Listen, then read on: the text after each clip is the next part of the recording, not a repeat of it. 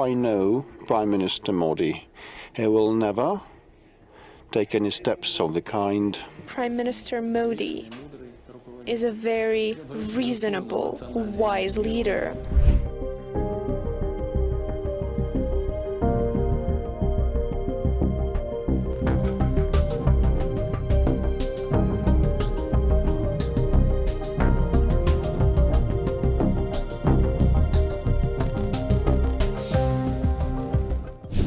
It's not about politics, it's like a pure economic reckoning, and many of our economists believe it's going to happen. Same refers to India and goods manufactured there. It's the same as with China. So for the United States, the benefit is not obvious, and for the countries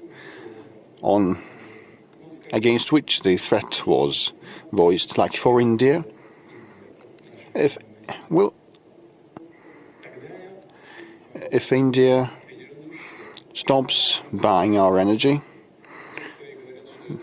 damage will be inflicted upon them, like to $9 to $10 billion, if they decline to buy energy from us.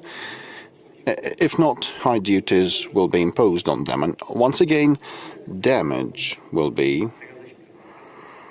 there. Well, the same amount of damage. And why then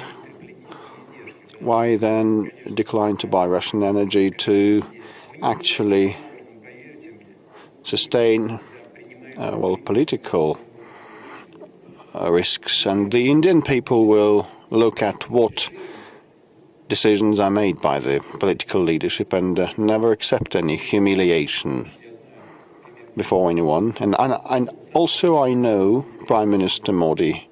He will never take any steps of the kind. So economy-wise, there is no point in it. With respect to uranium, well, it is actually kind of type of fuel. Our relations with India are of special nature ever since the Soviet Union and since the days where the Indian people fought for their independence. India knows, remembers, appreciates that, and we appreciate the fact that India never forgets that. And so our relations are developing.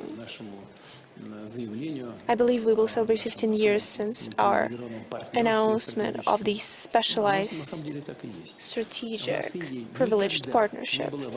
And India and Russia never had any issues of interstate nature, any differences.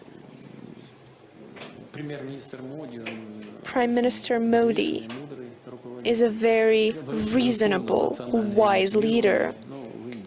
He's very oriented in the interests of his nation. China and India are the primary funders of the ongoing war by continuing to purchase Russian oil.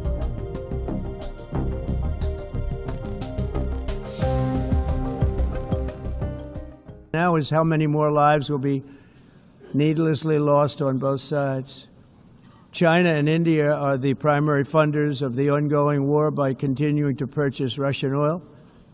But inexcusably, even NATO countries have not cut off much Russian energy and Russian energy products, which, as you know, I found out about 2 weeks ago, and I wasn't happy.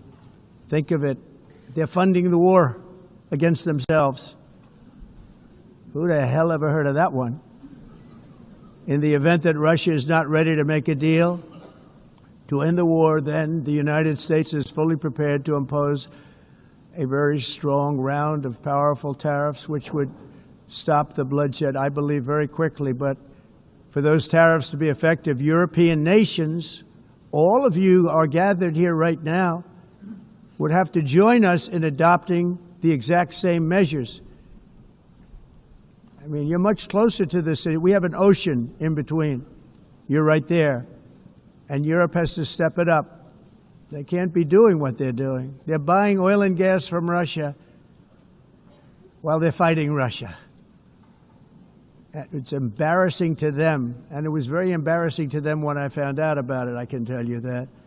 But they have to immediately cease all energy purchases from Russia.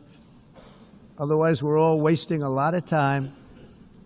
So I'm ready to discuss this. We're going to discuss it today with the European nations, all gathered here. I'm sure they're thrilled to hear me speak about it, but that's the way it is. I like to speak my mind and speak the truth. As we seek to reduce the threat of dangerous weapons today, I'm also calling on every nation to join us in ending the development of biological weapons once and for all.